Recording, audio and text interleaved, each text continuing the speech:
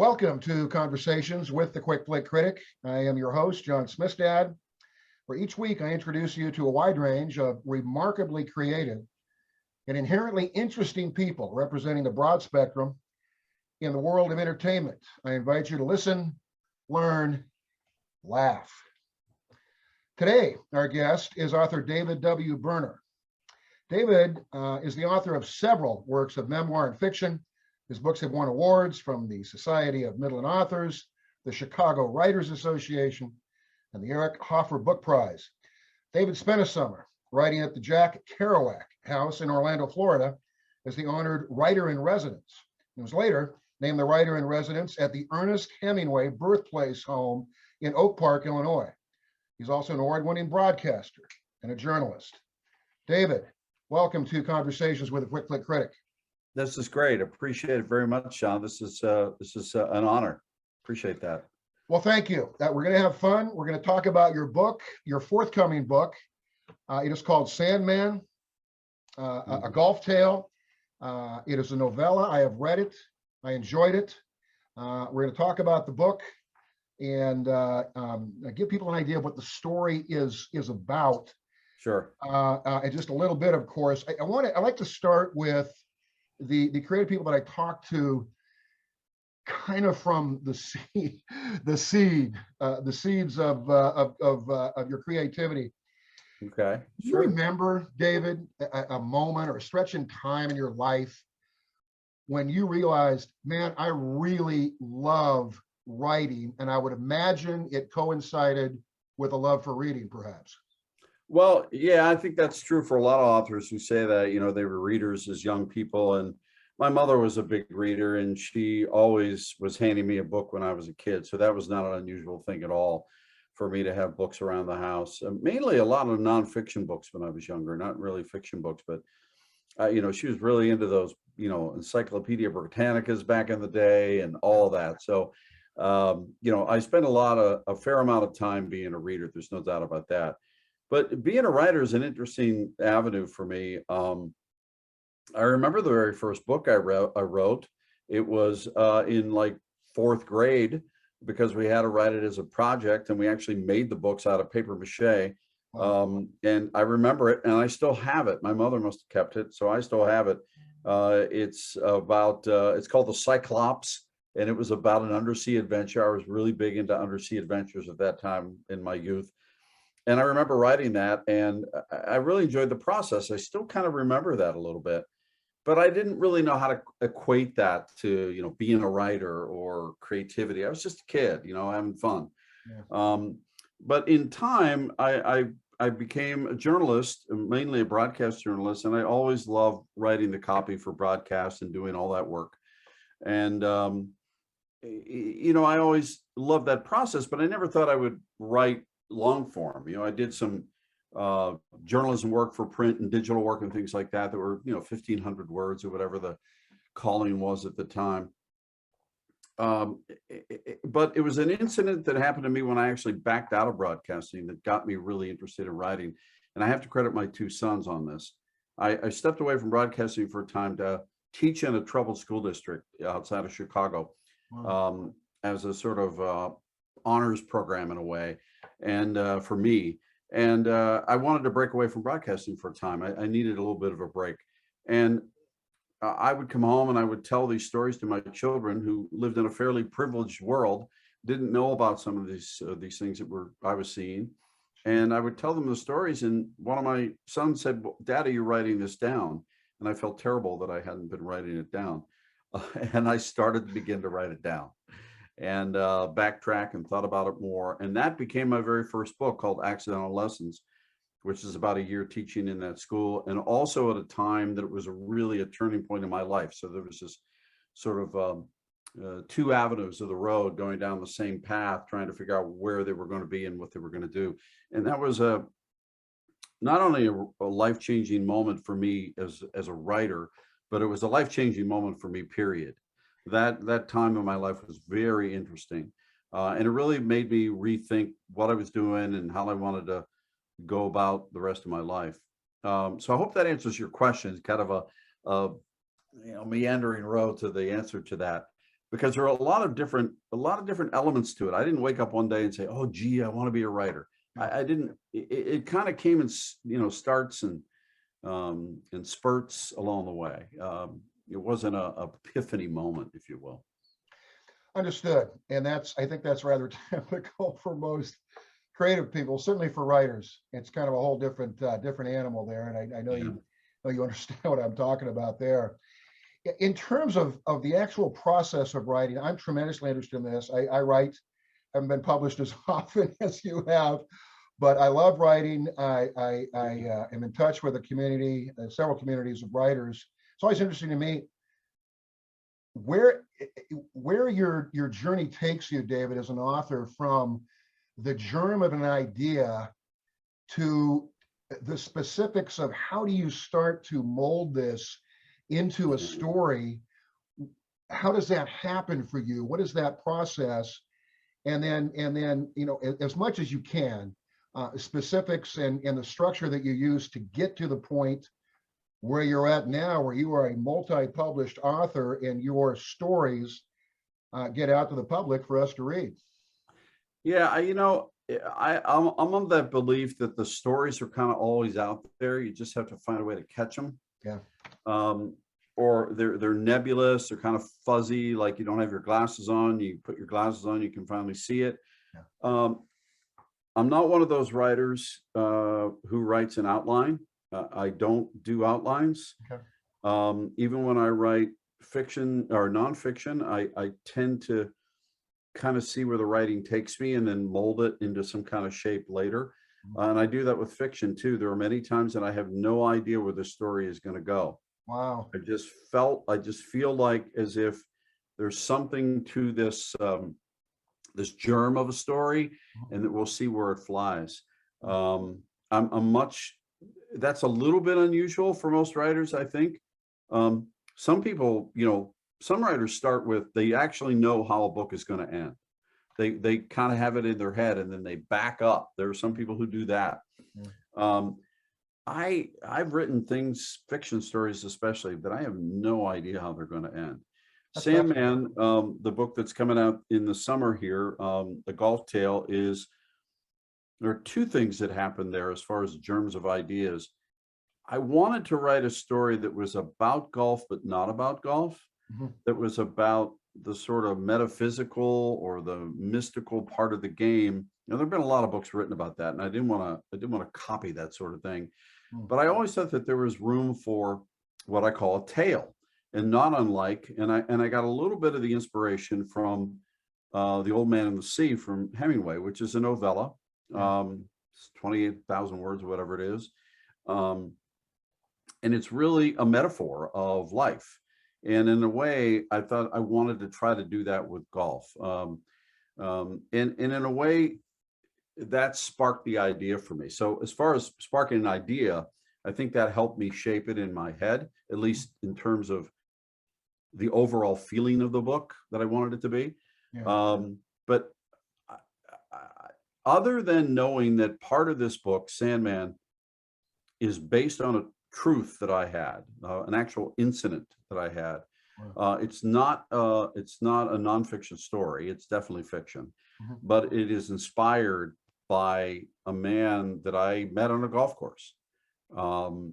And I took that moment and I kind of just expanded on it. So that's where that idea came from for that book. There's a homeless man in the golf story, in the Sandman story, and there was a homeless man on a golf course that used to hang out on this one hole that I would play fairly often.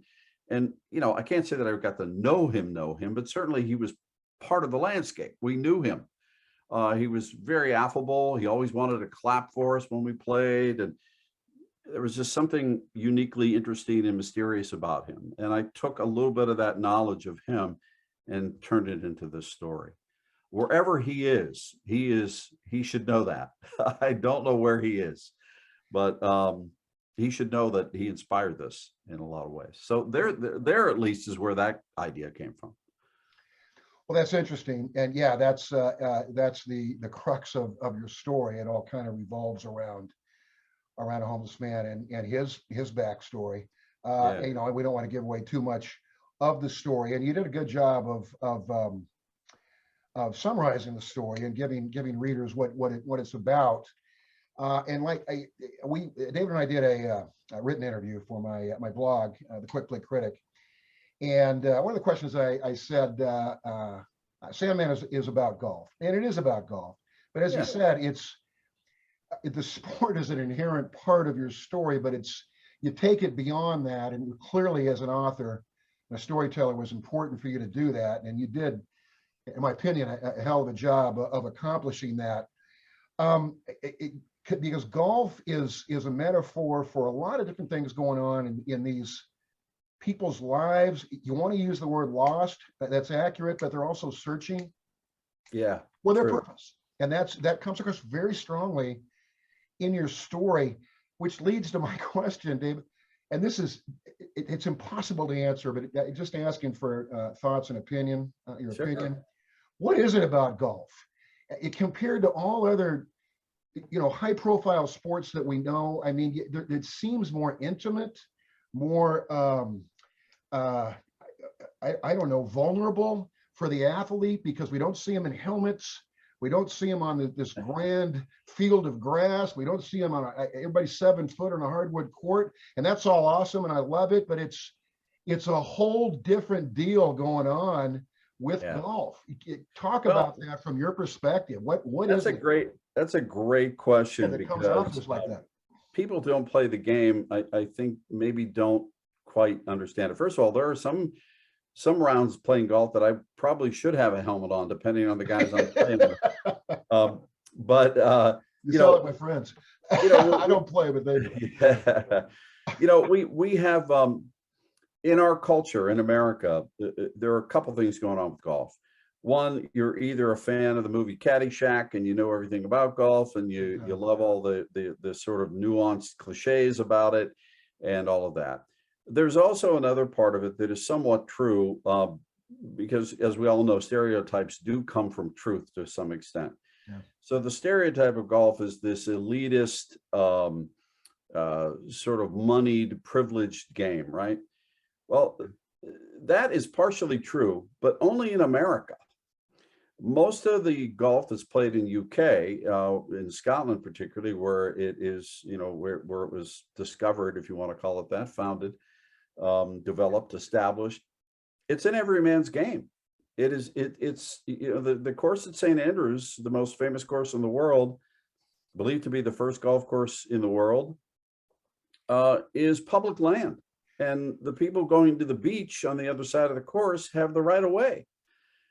That doesn't happen. Yeah, you point that out in your book. I was not aware of that, Dave. That does not happen in America. So what is it about golf is your question. I love the fact that its roots are in the everyman game. I hope that comes through in the story. I think that's really important, to keep golf available to everybody, that it's not and shouldn't be an elitist game. But the special thing about golf to me is, I guess there's one aspect of it that I think says a lot. It is the only sport that I know of that the player can call a penalty on himself. Yeah. And that to me says a lot about what the game really is about. It's about integrity. It's about self-knowledge. It's about mindfulness. It's a head game. Bobby Jones said many, many years ago, Bobby Jones, the famous golfer, said many, many years ago, the golf course is only 6 inches long, the space between your ears. Yeah. It is all about you and the course. It is you and a personal journey through that course. In a lot of ways, that's what we do in life, don't we? It's our own personal journey, trying to find out where we fit in, what we do best, what we can improve on, how we can, stay and live with integrity. Maybe that's overstated sometimes, but the metaphor of life with golf, to me, just fits like a glove. It just really does, more than any other sport. And baseball's been written about through literature a lot. Sure. and it has the pace of a book almost, right? Well, I think golf does too. Yeah. So I think there's a lot of there's a lot there that says a lot about life and how we want to present ourselves in the world, in the game of golf, even if you don't play. And I think if you can understand just a little bit of it, I think you'll see that. And hopefully that comes out in the book in Sandman. It does. It does in a very resonant way to this reader, and I know it will to many more. Yeah, you talk about the space in between the 6 inches that Jones referred to. That's really anything you endeavor to do in life. But pro golf is littered with guys. I know you can think of them, David, and women as well, where you see that the game has gotten to them, and it's broken them down, and they've lost. It's a really painful thing to watch. Yeah. On the golf course and off the golf course, but and other things are going on in people's lives. But the game, as my dad would say, took him out of the ball game for a while, and that's tough. It is, and I want to kind of differentiate the difference between the professional golfer and the game of golf. Yeah, the professional golfer is a sport. It's an entertainment sport. These guys are at a level that none of us, most of us in the rest of the world would ever get to. They are playing for their livelihood. They are playing for their millions of dollars, but that's not the game that, you get up on a early Saturday morning to go play with your buddies. exactly. It's a very different thing. Those are not, yes, we're hitting the same balls, the kind of balls, we're using similar clubs, we're walking on similar grass, but we are not playing the same game at all. Exactly. And I think where people get messed up on golf is when they start to think that they are playing like the guys on television. Yes. And the reality is, stop that. Get out there, enjoy the game, do the best you can. Certainly you want to do the best you can, just like you want to do in life, right? Yeah. Play with integrity, have a laugh, take that with you and do it again. And if you can, it's very hard to do, but if you can stay away from score, Yeah. I think you might just enjoy yourself a little bit more. Well, David, great advice, sound advice. I hear and see my friends talking about golf, and years ago, I should have tried out for the pros, and it affects you. It touches you in that way if you're really into the sport, and I have a lot of friends who are. So what you've said is not just words to me; it resonates with people that that I care about. I'm going to ask you this question, and we do want to talk about how people can get Sandman when it's available. It is, like I say, it is forthcoming. Hasn't been officially released yet. Yeah. I wanted to ask you, and again, another impossible question to answer, David, but it'd be interesting if you could just perhaps dredge one out of your memory. The most satisfying golf shot that you've ever taken. Wow. You said, man, I am proud of that damn thing. And it may not even gone in the hole or whatever, but it's just that I own that, and I am proud of that for the rest of my days.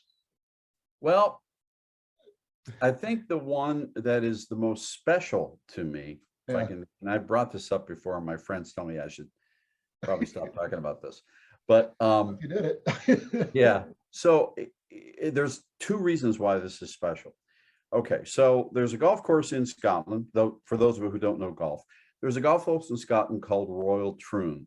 Yeah. It is on the rotary of courses for the Open, the British Open. Mm-hmm.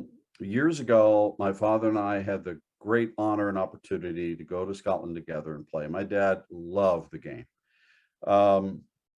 We were playing at Royal Troon, and there's a par 3 there that they name all the holes in Scotland and Ireland. The holes have names, and this hole was a par 3. So if you're not a golfer, the best way to get out of there would be to get a 3 as a score or lower. So it's 1 shot to the green and 2 putts is normal what you want to do. It's called the postage stamp. The reason it's called the postage stamp is because the green is so small, it's like a postage stamp. Well, This was before they played the Open that summer. So we still had the chance to play just before they closed the course to get it ready for the Open. And we played that hole, and the caddy we was with said, if you guys want to play it from the pro tees, it wasn't a terribly long hole, you guys can play it from the pro tees just for fun. Well, it wasn't very long, even for an amateur golfer. So we decided to do it. Well, I hit the green. I was very happy. I parred the hole. I felt very good about it. Wow. Now, what made me even feel better about it was that I was with my dad. Secondly, that I felt very good about it is that not US, but British Open that summer, Tiger played that hole and had a 7. Wow. On the same tees. Elevation time. So as far, and now I just told everybody, don't pay attention to the score, right? But I have to say that was just to know that golf can be that way.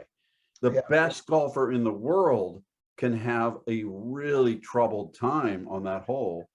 And a guy like me, who, is a duffer from the Saturday morning league, can par it. And to do it with my dad was just, incredible. And to walk that land with my dad was, I can't explain the feeling. I think about it often. So as far as a moment that I remember well, I remember that very well. Boy, I don't blame you. That's priceless. And Woods may have come in the next day and gotten the 2, But well, yeah, he probably did. I don't know. I'd have to look up that stat. But my guess is he probably did better the next day. You can say that with all authenticity and the pride that comes with it. That's awesome, David. I wasn't expecting that. Hey, we want to let people know when Sandman, it's Sandman: A Golf Tale is the full title of your book, when it releases and how people can get the book. I got an advance copy that you were so kind to provide to me, so I have read it. But let people know how they can get your book when it does release, please. Sure. Well, it's on pre-order now. All the usual places. So Amazon. I don't think it's on IndieBound just yet, but Bookshop. If you're familiar with the book world out there, Bookshop is a good place to go because it helps the local bookstores. So it's available there at Bookshop. It's available at Amazon. It's available at Barnes and Noble. All the places. If it's not in the stores yet because it's on pre-order. So it is officially out in the United States in July 1st. But pre-ordering can be done right now. And the good thing about pre-ordering is, for that person, is it's going to show up at your door when it's ready. And also it helps, very frankly, it helps the author. When we get a lot of pre-orders, it puts us on the algorithms out there on the online buying much higher. Absolutely. So it does help if people do that. So it's always appreciated. But if you will get, you'll get this book, you'll get the in your hand.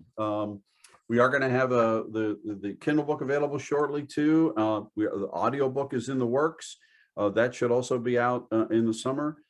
I'm really privileged that I was able to find this young man to do this work. We did a bunch of auditions, and this young man's first piece of work as an audio narrator. And I absolutely, that's great, David. Yeah, absolutely. When I heard the first audition, the first several sentences, I looked at my wife and said, "He's it." I just knew it. That's great. And I'm really, really happy that he's got that opportunity, but also happy that he's the one. He does a fabulous job.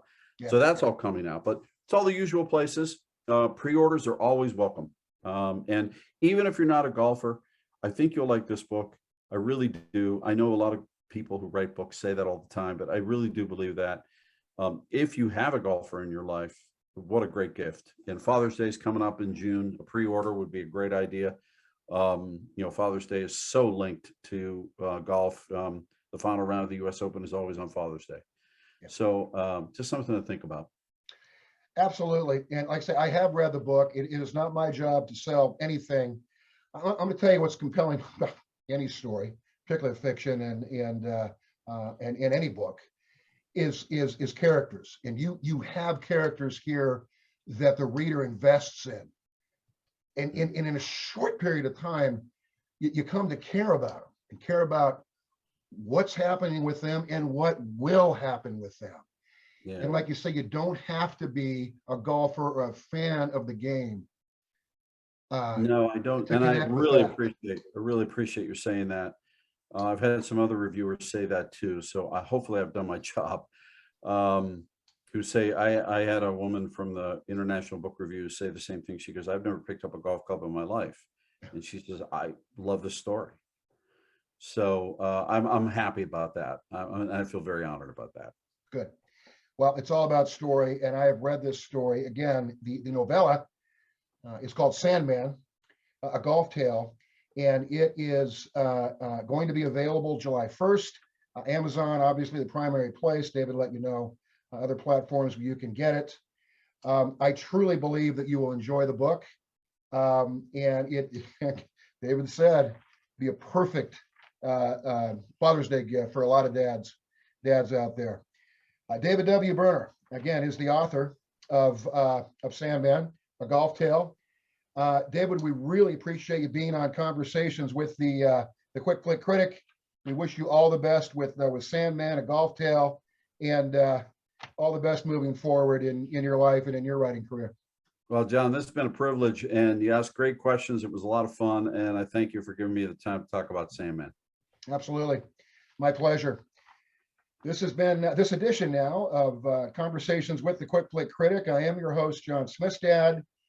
You can hear and see the program every Tuesday at 7:30 p.m. Eastern Standard Time, only here on Rude Rangers TV. That's when it streams live.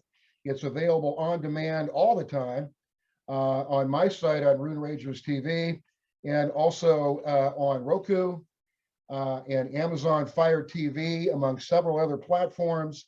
And those platforms are building all the time. Until next time, thank you for watching and listening. And we'll see you in the next episode of Conversations with a Quick Click Critic. This is John Smithstad, and I wish you nothing but good things, and continue to listen, learn, and laugh. Goodbye.